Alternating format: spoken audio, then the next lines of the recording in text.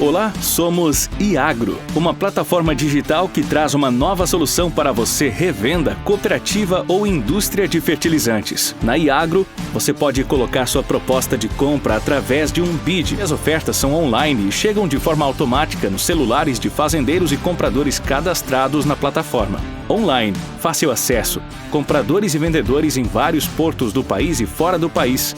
Informação gratuita e de qualidade. Isso é Iagro. Pessoal, sejam muito bem-vindos a mais um episódio aqui do IagroCast, esse podcast criado para trazer pessoas relevantes do mundo do agronegócio para a gente tratar dos mais diversos temas. Hoje a gente vai falar com o João Alfredo. E estava pensando aqui, João, antes de passar a palavra, você já é, se não me falha a memória, o terceiro nordestino que passa aqui. Já tivemos aí o Diego lá da página Mais Milho, o Edivan, você, tantos outros que passaram aqui, que já moraram no Nordeste, assim como eu, o Mambrini, enfim, o que mostra que é uma região importante para o agronegócio, uma região pujante. Mas antes de fazer uma apresentação aqui do João, né, o João Alfredo, que ele é lá de Petrolina, como eu disse, né, não sei se ele nasceu lá, ele vai falar, ele tem aí uma longa trajetória já no mundo do agronegócio. Ele que é técnico agrícola, eu vou falar brevemente, ele começou a trabalhar lá na Juagro, SQM Vitas, atualmente na Balminas Agro, e faz outros trabalhos de consultoria, etc. Tem até um posicionamento nas redes sociais. E como eu falei aqui, antecipei, a gente vai discutir a região ali de Petrolina e Juazeiro, famosa região das frutas, né? E João, passando a palavra para você aí, você falar um oi para a turma. Ser bem-vindo aqui com a gente. Conta pra gente aí, quem que é o João, o que o João faz aí na região de Petrolina? Bom, pessoal, tudo bem? Meu nome é João Alfredo, sou mais conhecido como Alfredo, né? Moro aqui em Petrolina, Pernambuco, sou do sertão pernambucano, já estou aqui há 18 anos, né? Esse 2022 faz 18 anos. E aí, assim que eu pisei os pés aqui, que eu vi esse maravilhoso Rio São Francisco, que banha as nossas cidades, Petrolina e Juazeiro, na Bahia, já me apaixonei de cara. E aí, quando eu conheci a fruticultura irrigada, que é onde eu atuo hoje, aí foi amor à primeira vista. Quando eu conheci as áreas produtivas de uva, de manga, de goiaba, né, a diversidade que existe aqui, aí foi onde eu me apaixonei. E aí, meu projeto hoje aqui é estar sempre presente na fruticultura. Diversas culturas, muito dinâmica, onde a gente está no semiárido nordestino, a gente tem que aprender muito sobre irrigação, trato fitossanitário, tratos culturais, e não só de uma ou duas culturas, né? A gente chega a ter aqui mais de 35 culturas diferentes. E não só culturas, como também uma mesma cultura, mas com variedades e comportamentos diferentes. Legal. E já é o seguinte, né? Eu tive aí recentemente contigo, a gente rodou as áreas e, como eu falei aqui, você também falou, uma região pujante aí, importantíssima. Como que começou essa região de Petrolina? Tipo, teriam vários outros locais que poderiam ter sido instalados esses projetos, enfim, conta um pouco da história daí de Petrolina e Juazeiro para nós. Antigamente a nossa região aqui de Petrolina era apenas uma passagem para Juazeiro, né? Era apenas uma cidade do outro lado do rio, onde fazia a passagem de caminhões, de carros, né? Principalmente da produção do oeste de grãos, né? Toda aquela produção de grãos, quando vinha subir para o Nordeste, ela vinha fazer essa passagem aqui na região. E aí foi em meados da década de 50, 60, que começou as construções das barragens hidrelétricas, Jefferson, na região. Principalmente no Baixo São Francisco, que a gente chama, que é lá em Paulo Afonso, né? Lá na divisa de Alagoas e Sergipe, já foi na década de 90. E aí começou a fazer esse represamento, né, do Rio São Francisco, e aí começou os estudos para trazer uma agricultura diferente, né? Uma agricultura irrigada, uma região semiárida muito castigada pela seca, né? Com baixíssimo índice pluviométrico, né? Históricos aí de até 300 milímetros por ano, para você ter uma ideia. E aí foi tendo todo esse estudo que aí começou no final da década de 60 para a década de 70, com a construção da barragem Sobradinho, também os inícios das áreas irrigadas, né, dos projetos irrigados. O projeto piloto foi o projeto Bebedouro, onde as áreas irrigadas nesse tempo era por canais de suco de irrigação, não era irrigação localizada como é hoje, como gotejo, né, microaspersor. Começou também os primeiros plantios em culturas como a uva, por ser a gente ter água abundante, um clima totalmente favorável, baixo índice pluviométrico, e aí começou essa diversidade, né? As primeiras culturas que chegou no Vale foram as culturas que já eram plantadas em épocas de chuva, né? Ou nas margens do rio, né? Por ribeirinhos, que eram como a cebola, o melão, a melancia, o tomate. E aí, a partir daí, começou a atrair investidores, a atrair pessoas do sul. Eu não sei bem a história, né, aprofundada, mas uma grande cooperativa da região sul do país, que foi a cooperativa Cutia, se eu não me engano, não sei se ela era do Paraná, ela veio se instalar em Juazeiro, na Bahia, onde trouxe colonos aqui para a nossa região, maior parte deles da cultura nipônica, né? E aí esses japoneses vieram aqui para a região de Juazeiro e Petrolina, começaram a implementar a cultura da uva, e aí começou toda essa diversidade, miscigenação. A gente fala que a cada 10 habitantes que tem aqui na região, a gente acaba encontrando 3, 4 que não são naturais de Petrolina, como eu, por exemplo, né? E aí Entendi. Cresceu essa fruticultura, cresceu esse comércio, esse investimento, e aí a cidade prosperou, né? E aí somos hoje a gente fala, né, a gente tem esses números que é o terceiro maior PIB do agronegócio no Brasil, principalmente vindo de uma cultura, né, que é a fruticultura, né, a diversidade que ela tem. E um ponto assim, João, se a gente pegar hoje, né, 2022, qual que é o perfil do agricultor? Quando eu digo perfil, você já falou um pouquinho, mas vamos aprofundar um tema. Porque a maior parte das pessoas que ouvem aqui esse podcast, eles estão muito ligados à cultura de grãos. Então, quando a gente fala um pequeno produtor que planta soja, a gente está falando aí de 300, 400 hectares, né? Então, fala aí, quem que é um pequeno agricultor? Quem que é um grande agricultor? Geralmente, desses que você tem mais contato, qual que é a origem desse pessoal? Você já falou um pouco, mas detalha melhor para nós aí. Quando a gente fala em pequeno agricultor aqui, vamos falar focado aqui na cultura da uva, por exemplo, né? Que é uma das culturas mais rentáveis da nossa região. Ele vai estar a partir de 1 hectare até a casa dos seus 6 hectares. Aí seria o que a gente pode determinar um pequeno agricultor. E o perfil dele são, ao longo do tempo, né? Eram trabalhadores rurais de outras fazendas de uva, né? Encarregados, gerentes de áreas de fazenda de uva, que ali enxergou uma oportunidade e começou a preparar, a comprar o seu lote, né? a comprar a sua área, fazer os primeiros plantios, né? E a cultura se estendeu a partir daí, né? Também teve aqueles que vieram como investidores, né? Quando enxergaram a rentabilidade do negócio, aí começaram a entrar no mercado advogados, empresários, médicos, e aí começaram a expandir e investir mais na nossa fruticultura. Mas a origem, ela vem mesmo do campo. Né? Ou o trabalhador rural, que já tem trabalhado em uma determinada fazenda, e aprendeu lá todos os tratos culturais, aprendeu a lidar com a cultura, né? Ou os próprios gestores dessas fazendas. E o grande produtor? Qual que é o perfil desse grande produtor aí? Quantos hectares? Como que funciona mais ou menos? Pronto. O grande produtor, ele já parte aí para mais de 20 hectares, tá? E assim, se a gente for levar em relação, a gente já vai chamar de grande pelo volume de capital investido, né?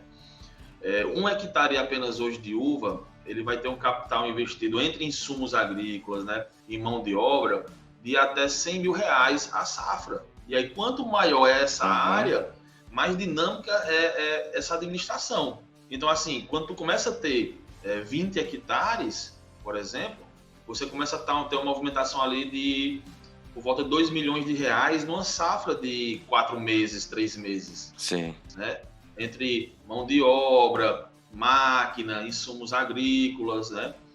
É uma cultura que necessita de uma determinada mão de obra especializada, né? A uva, por conta que a gente chama que ela é quase artesanal, né? Se mexe muito com a mão no cacho para preparar ele. A gente tem, em média, um consumo de 3 mãos de obras por hectare na uva. E só, não sei se você ia falar ou não, mas para não perder o raciocínio que eu estou pensando aqui também, e igual vocês falaram aí, né? Tipo, você fala 2 milhões por hectare, mas lembrando que consegue ter até 3 safras por ano, né? Na verdade, assim, 100 mil, eu coloquei em média 100 mil reais por hectare e 2 milhões numa área de 20. Aham. Então, esses 100 mil por hectare e 2 milhões gastos em uma área de 20 hectares é para uma safra. Ah, entendi. Aí se eu for fazer 2 no ano, aí já vai, né? 4 milhões. 200 mil reais por hectare. Sim. Né? E assim, a gente tá falando que eu tô pegando a uva, ela pronta para meter a tesoura para podar. Não tô falando nem da plantação. Uhum. Né? Que é a implantação nesses últimos anos que se passou com todos os ocorridos aí de pandemia e guerra, mais do que dobrou o custo de arame, custo de madeira, né? Sim. E ora máquina, e aí por si vai. E não vão deixar de fora o adubo. Não pode deixar de fora o adubo. Que esse mesmo aí a gente está reaprendendo a trabalhar tudo de uma forma diferente, né? Não tem males que não venha para poder a gente se ajustar, né? E aí tem a uva, ela é a mais, como é que se diz? Procurada, mais requisitada, é onde você sabe que tem um retorno de investimento interessante, né? A média do retorno de investimento ela é muito interessante. Tivemos um período agora, mas assim, para você ter uma ideia, tivemos um período agora, esse ano, que nunca se tinha visto na história, alta pluviosidade, muita chuva, muito problema com míldio, né? Que é a nossa principal doença fúngica aqui. E a gente começou a vender uva até de R$2 o quilo. E geralmente então, assim, o preço é quanto? A média do ano ela vai ficar acima dos 4,50 o quilo. Caraca, subiu os custos e caiu para metade o preço. E aí, assim, é interessante que quanto menor é o produtor, mais o custo dele é menor também, né? É bem mais dividido.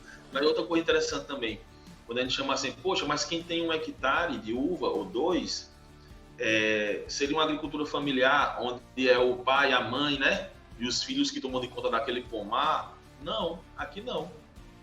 Aqui o cara tem 1, 2 hectares e tem toda uma estrutura, né? De pessoas contratadas, né?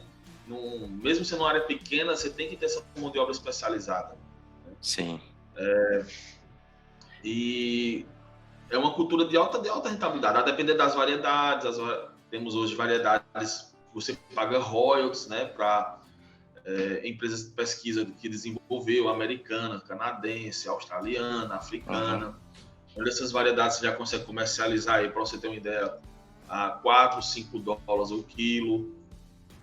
Né? Entendi. Aí já fica mais interessante.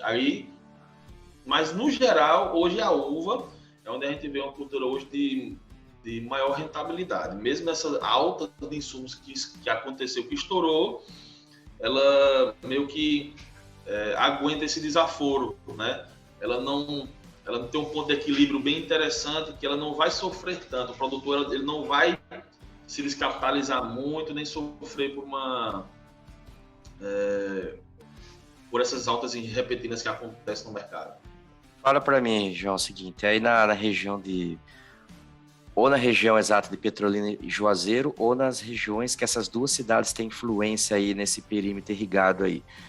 Quais são as culturas, qual que é a área aproximada aí que cada cultura dessa representa no total?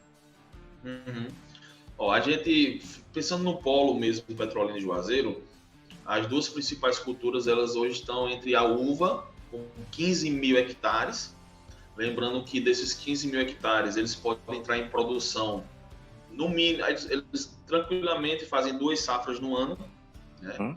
Então, o que é 15 mil hectares de uva pode chegar a ser 30 mil hectares produzidos, né? Dentro de um período de um ano. E a gente já está chegando aí aos meados de 40 mil hectares de manga. Já a manga ela é uma cultura que só produz uma vez ao ano. Existe como se fosse uma safrinha na manga, que assim que a gente termina de colher, a gente retorna induzindo a florada novamente. Entendi. Né? É como se fosse uma safrinha, né? O período que eu vou preparar a manga, do início à colheita, ela leva 9 meses. Mas eu tenho algumas técnicas que quando a gente termina de colher, eu faço a reintrodução floral e daí mais 4, 5 meses, né, a metade do período eu consigo outra safra menor, né, mas eu consigo. É uma prática que se foi muito utilizada. Se utiliza ainda muito pontual, mas por que não utilizam mais tanto? Quando você faz essa reindução, né, floral, tipo essa safrinha de manga, você pode correr risco de sair da melhor janela de comercialização. Entendi. A gente tenta colocar tudo para comercializar em um período, né? Por exemplo, 70% da exportação das frutas da nossa região é no segundo semestre. Né?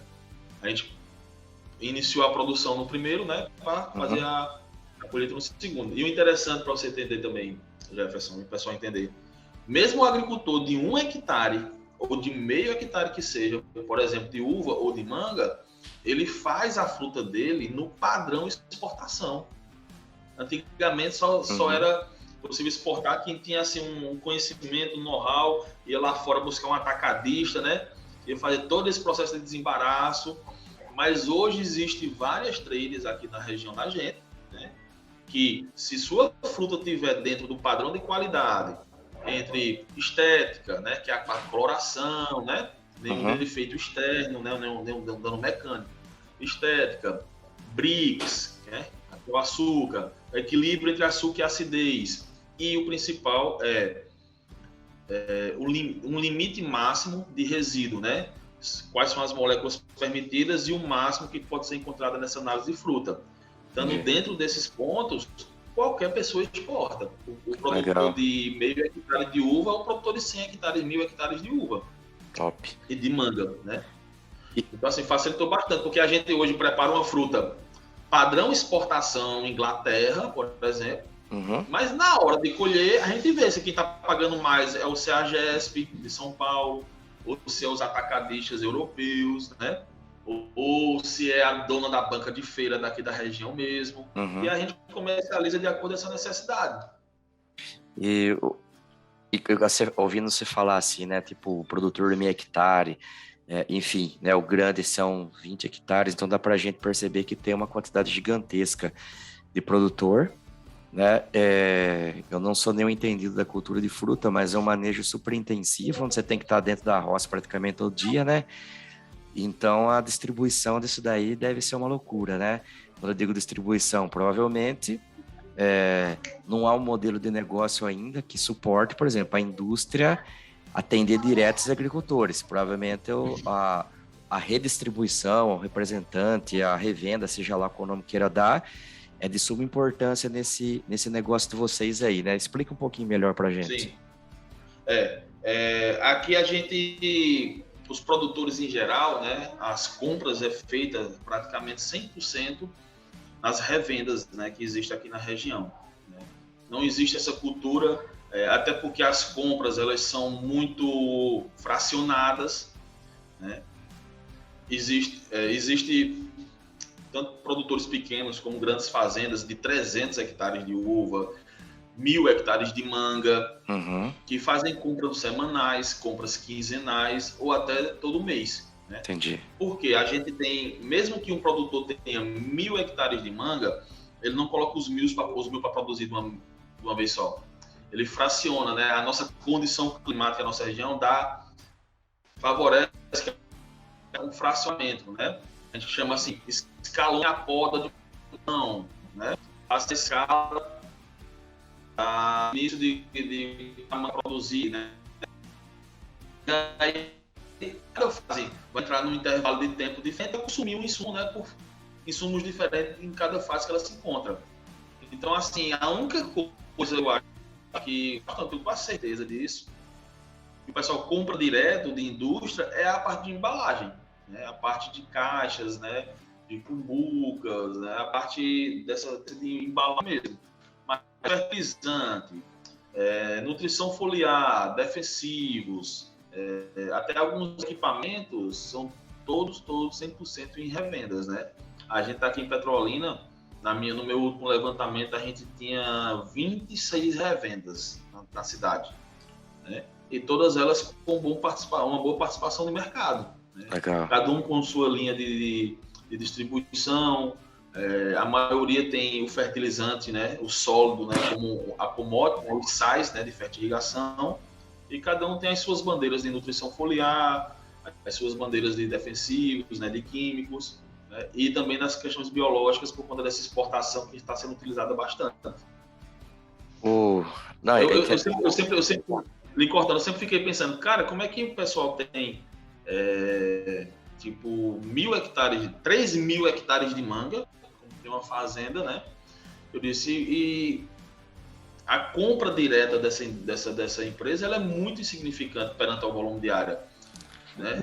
Algum coelho deve direto, mas ela deve comprar 10%, 15% dos seus insumos direto de fábrica, né?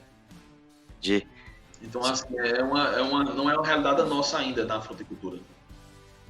Ô, João, é bem interessante mesmo, né? Tipo, se pensar assim, né? Que igual eu falei assim, na distribuição, esse negócio tem que trabalhar igual um reloginho, né? Porque se você tem compras semanais, quinzenais, ou mesmo que seja mensais, como o custo de estoque é muito caro, a gente vem aí de um cenário de volatilidade de preço absurdo, não precisa nem ser muito inteligente para entender que quem tinha estoque grande aí, esse ano, se lascou. E esse pessoal, com certeza, deve estar repensando o modelo de negócio deles em relação a esses estoques todos, né? Mas uma outra coisa que eu queria explorar contigo aqui. Eu sei que, assim, todos os fertilizantes que comumente a gente usa, principalmente nos grãos aí, super simples, MAP, cloreto, seja lá o que for, ureia, sulfato de amônio, eu não sei com que frequência, com qual manejo exatamente vocês usam, mas vocês devem usar. Só que eu sei também que não é o principal tipo de insumo, fertilizantes que vocês usam aí. Vocês usam muito mais a parte solúvel, né? Como que é, assim, a grosso modo, o perfil de produto aí mais usado? Na parte de fertilizantes, hoje 95% são solúveis, né? É a nossa principal adubação de base, né? O que a gente vai fazer é a parte solúvel. Uhum. Por conta que a gente está numa área 100% irrigada, né? E mais de 80% dessa área, né, fertirrigada. Sim. Então a gente faz a injeção dos fertilizantes via água de irrigação. Então hoje a gente trocou os nitrogenados como ureia, né, e o sulfato de amônio por os nitratos de cálcio, por exemplo, que a gente já vai estar fornecendo o N e o cálcio que a gente necessita. Uhum. Como também a gente trocou o MAP granulado, super simples, né, por o MAP purificado. A parte de potássio, né, dos granulados potássicos, mesmo o KCl granulado, pelo KCl em pó, né, o KCl stand, o cloreto de potássio pó branco. Uhum. Depois a gente evoluiu para o sulfato de potássio, que a gente viu que a qualidade da fruta já era diferente, né?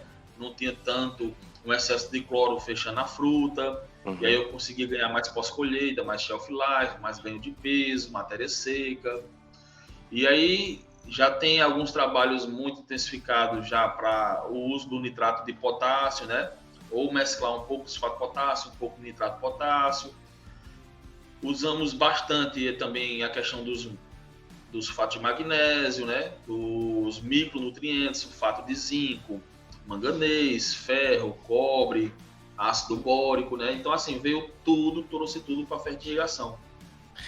Hoje o consumo, ele é tranquilamente aí, eu vou citar aqui um número, eu tenho que os meus últimos trabalhos que eu fiz na região, e aqui tem todas as empresas, né? Todas as empresas de fertilizante que existem no mercado, eu acho que na região de grãos, a maior parte dela, a gente está aqui. A única diferença que eu vejo muito que na região de grãos eu tenho muita misturadora, né? Uhum.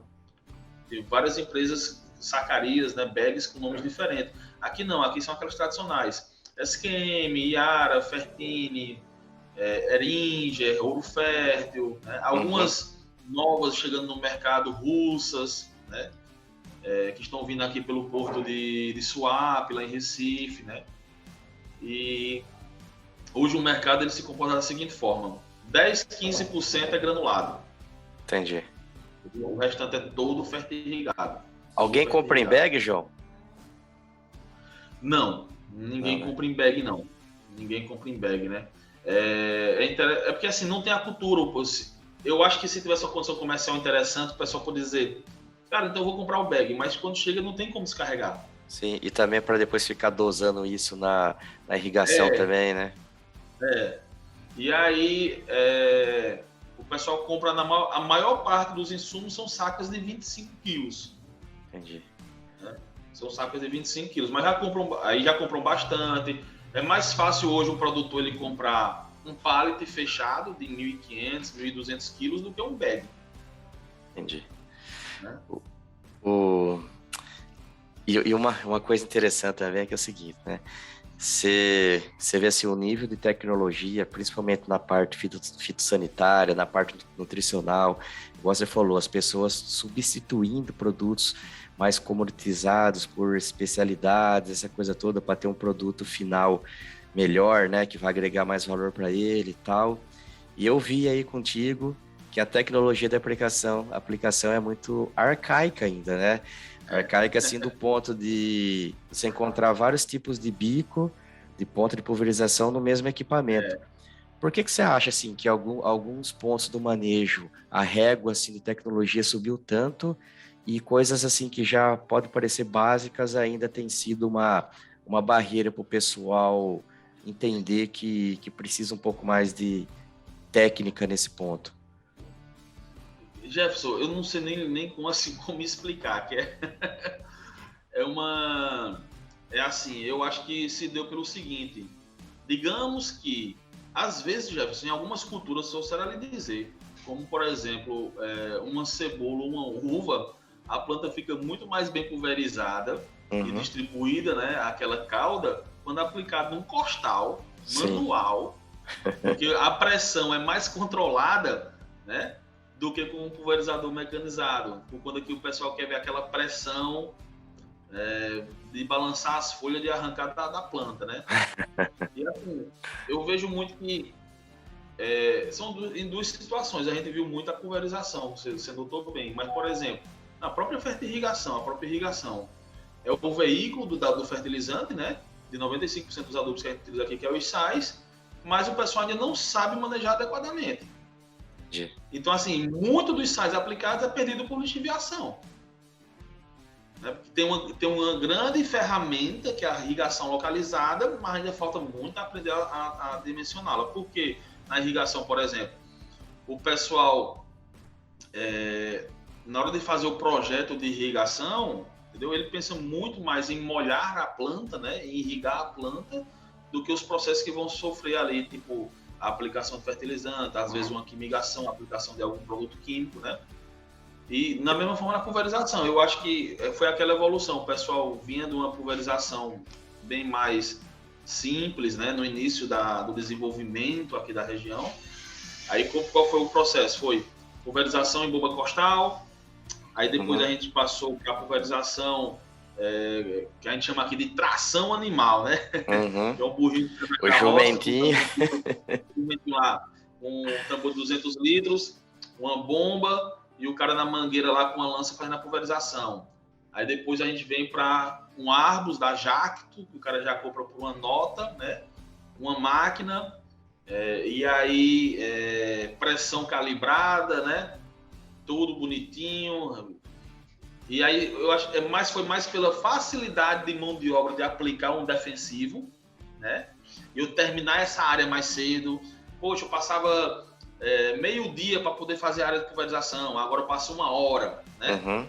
Foi mais nessa evolução de ganhar tempo, eu acho mesmo, do que realmente preocupado se o alvo estava sendo atingido. Entendi. E aí você vai pulverizando, um bico estragou, pega outro bico do pulverizador, pega uma outra ponta de um vizinho, né? Muito dos casos, o pessoal aqui tem a ponta e tem um filtro, né? Da ponta. Né? E aí o pessoal tira aquele filtro, quem tope demais, ele vai dar aquele para você impedir. Aí você tira e já fica sem filtro. Nossa, aí tem várias... Eu me impressiono, né? Eu falo para você direto. Cara, quando eu vejo o pessoal naquelas colheitadeiras, aqueles pulverizador, fazendo aferição, eu fico impressionado.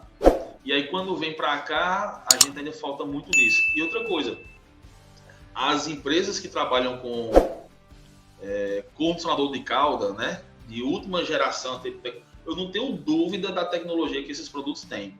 Uhum. Só que o que acontece? Eu já trabalhei em empresa que dizia, Alfredo, meu condicionador de cauda, muito bom, realmente tecnologia agregada, e eu perguntava, qual é a dose? Aí o pessoal fala, 30 ml por hectare, 50 ml por hectare. Tá, mas só que lá na região de Grãos, onde ele funciona muito bem, a área é tratada apenas com 100 litros de cauda por hectare. 40. Menos, 40, 60, 80, 20, entendeu? Aqui o volume de cauda é 500 litros por hectare, a média. Aí a gente já sofreu muito com isso. Veio muitas empresas de tecnologia de aplicação com produtos de condicionador de cauda muito bom para cá. Trouxe essa dose de 30 ml por hectare, mas era 30 ml em 500 litros de água. Uhum. Como era que ia condicionar essa cauda? Verdade. Quando entrava aplicando, o produtor não viu o efeito. Aí queimava o produto comercialmente. Né? E aí, quando você vem para a dose correta, então vamos lá. Então, será que a dose então é 30 ml para cada 100 litros? Né? Ou 60 ml para cada 100 litros, seria 30 ml para 50? Aí você vai colocar lá 300 ml por hectare no condicionador de cauda. Aí o produtor faz, nossa, mas vai ficar muito caro, porque eu vou gastar aí R$50 por hectare por aplicação de condicionador de cauda. E aí vem outra particularidade também. A gente chega a fazer 3 pulverizações numa semana. Então, num ciclo de 13 semanas da cultura da uva, né, vão entrar aí 49, 50 pulverizações. Aí, vezes 500 ml, vai gastar quantos litros de condicionador de cauda por hectare numa safra? Vezes o preço desse condicionador de cauda. Aí o produtor se assusta. Aí eu acho que tudo isso aí são barreiras para evoluir na tecnologia de aplicação, né? A compra de uma ponta de qualidade, de um disco de cerâmica, né? De um duplo jato, né? Com injeção de ar, aí você vai. 10 anos atrás, mais ou menos, quase começou aqui, né, a inserção do eletrostático. Entendi. Que a ideia era trazer esses 500 litros de calda de pulverização na uva para 100, para 150, para 200, Jefferson.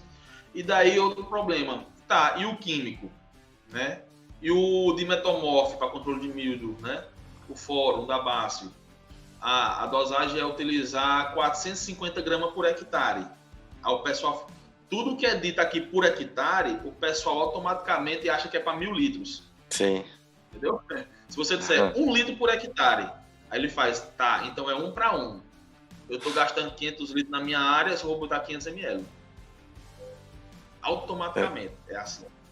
E aí, aí começou, tá, se eu pegar o eletrostático e descer para 100 litros de calda por hectare e ficar uma boa cobertura, eu vou ter que usar as mesmas 450 gramas de fórum em 100 litros, que eu usava 450 em 500, né?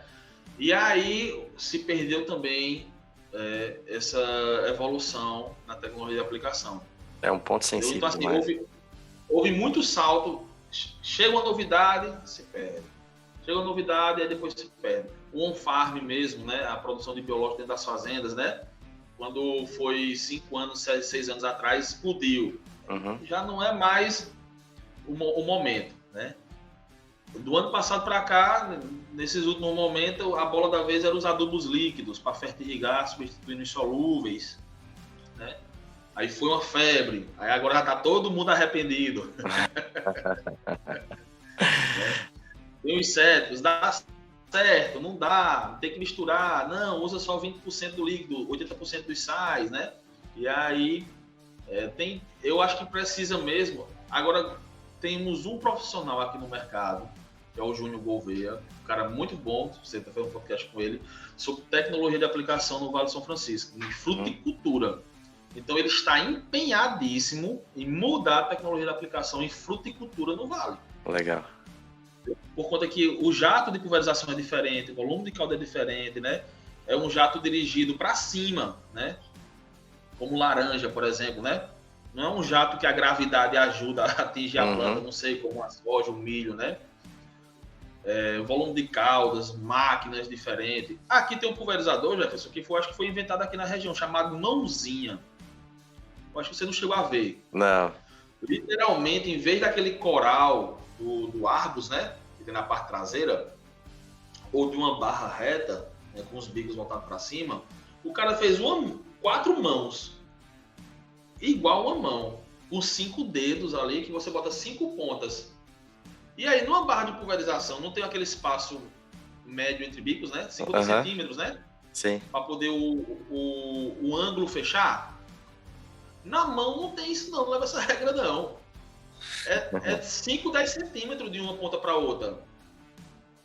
Entendeu? Aí há muita sobreposição, tá entendendo? Entendi. Né? De leque. Aí como é que isso aí vai dar certo? E não dá certo. E o cara pega uma mão e direciona para a base, para um canto da planta, a outra para outro lugar.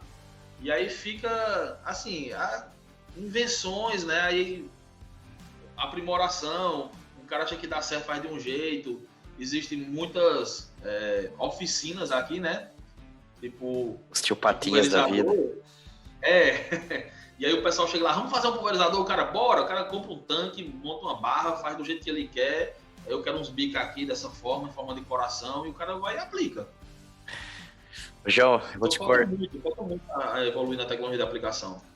A gente teria bastante tema, eu acho até que a gente vai combinar de fazer um episódio número 2 sobre a região, porque a gente tem que falar de comercialização, tem que falar de distribuição melhor, teria que falar, enfim, uma porrada de coisa aí, porque gera muito interesse esse assunto de Petrolina, porque não é uma coisa comum para todo mundo, né? E eu queria agradecer aqui a presença tua, ter participado e falar assim, que sempre que precisar da Iagro, as portas são sempre abertas aqui para você.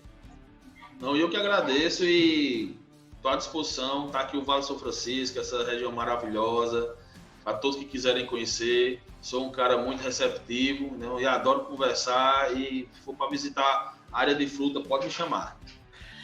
Maravilha. Pessoal, como eu sempre digo, não esqueçam lá de seguir a gente nas redes sociais, no @iagro.brasil.